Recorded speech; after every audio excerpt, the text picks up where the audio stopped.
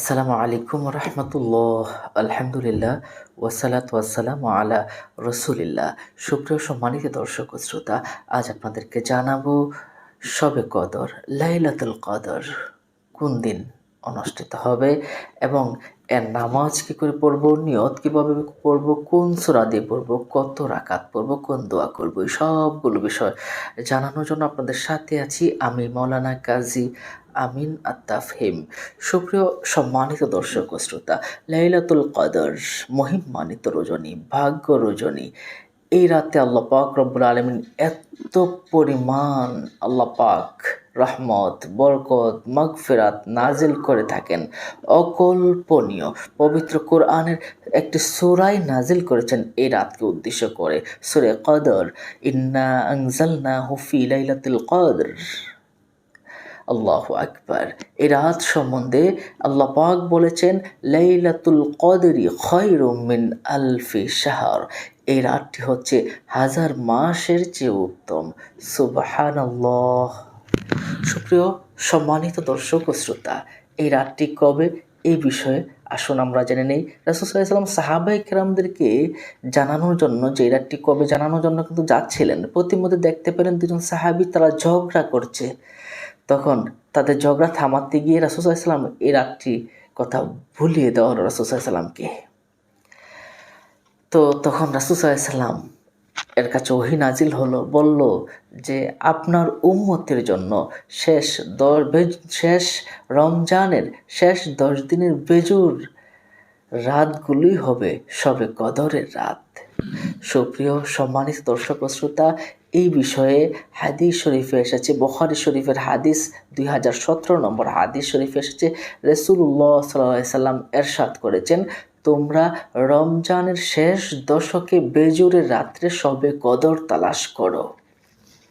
সুপ্রিয় সম্মানিত দর্শক ও শ্রোতা, এজন্য কিন্তু আমরা বেজুর রাতসমূহ, বিশেষ করে 21, 23, 25, 27, 29 এই রাতগুলোতে শবে কদরের নামাজ আমরা আদায় করে থাকি।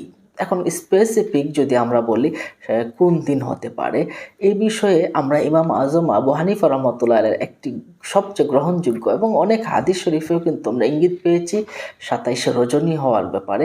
ইমাম আজম আবু হানিফা রাহমাতুল্লাহ আলাইহি বলেছেন, লাইলাতুল কদর এই শব্দটা সূরা কদর 3 বার এসেছে এবং লাইলাতুল কদর লিখতে 9টি হরফ লাগে। 3কে 9 দিয়ে গুণ করলে 27 হয়ে যায়। সেজন্য আমরা 27শে রমাদানুল কারীম রাতকে আমরা শবে কদর বলে বিবেচ্য অনেকেই মনে করে থাকে। সুপ্রিয় সম্মানিত দর্শক ও শ্রোতা, তাহলে এই রাত যদি আমাদের কাছে আগমন হয়, তাহলে আমরা কি করব?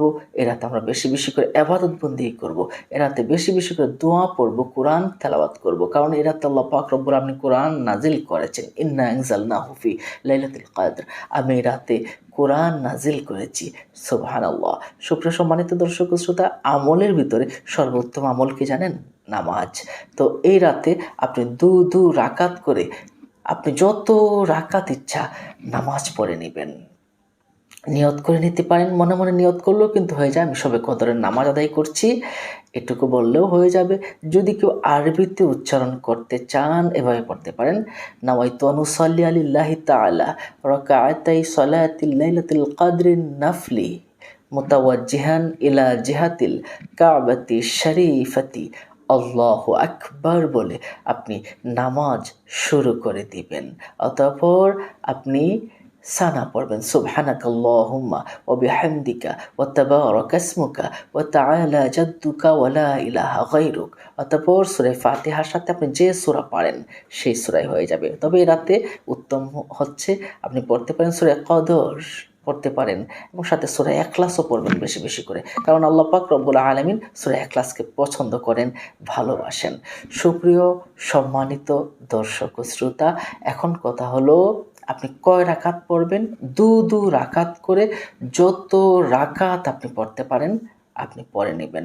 এটা কোনো ধরা বাঁধা নিয়ম নেই যে এই কয় রাকাত পড়তে পারেন। তবে অনেক উলামায়ে কেরাম 12 রাকাতের কথা সর্বনিম্ন বলেছেন, পড়তে পারেন, কোনো সমস্যা নেই। তবে কোরআন হাদিসের কোথাও নেই যে এত রাকাতই পড়তে হবে। এই রাতে আপনি সালাম ফিরিয়ে, 2 রাকাত সালাম ফিরিয়ে 4 রাকাত সালাম ফিরিয়ে আপনাকে 4 রাকাত করে না, নফল নামাজ 2 রাকাত করে পড়তে হয়। এভাবে প্রতি 2 রাকাত বা 4 রাকাতে পড়ে কোরআন থেকে তেলাওয়াত করবেন, সুবহানাল্লাহ, আলহামদুলিল্লাহ, আল্লাহু আকবার পড়বেন। তবে বেশি, বেশি করে আস্তাগফিরুল্লাহ, আস্তাগফিরুল্লাহ এই দোয়াটা কিন্তু বেশি, বেশি করে পড়বেন। আর রাসূলুল্লাহ সাল্লাল্লাহু আলাইহি ওয়াসাল্লাম কিন্তু একটা দোয়া পড়ার জন্য বলেছেন, যা আমরা আম্মাজান আয়েশা সিদ্দিকা রাদিয়াল্লাহু তাআলা আনহা থেকে আমরা হাদিসখানা পাই যে তিনি রাসূলুল্লাহ সাল্লাল্লাহু আলাইহি ওয়াসাল্লামকে জিজ্ঞেস করলেন, ইয়া রাসূলুল্লাহ সাল্লাল্লাহু আলাইহি ওয়াসাল্লাম, আমি যদি জানতে পারি যে আজ রাত হচ্ছে লাইলাতুল কদরের রাত, তাহলে আমি এই রাতে কোন দোয়াটা বেশি পড়ব? তখন রাসূলুল্লাহ সাল্লাল্লাহু আলাইহি ওয়াসাল্লাম ইরশাদ করেছিলেন, হে উম্মাহাতুল মুমিনিন, তুমি যদি লাইলাতুল কদরের রাত পাও তাহলে তুমি এই দোয়াটা বেশি পড়বে, আল্লাহুম্মা ইন্নাকা আফুউন তুহিব্বুল আফওয়া ফা'ফু আন্নি। আমি আবারও বলছি, আল্লাহুম্মা ইন্নাকা আফুউন তুহিব্বুল আফওয়া ফা'ফু আন্নি।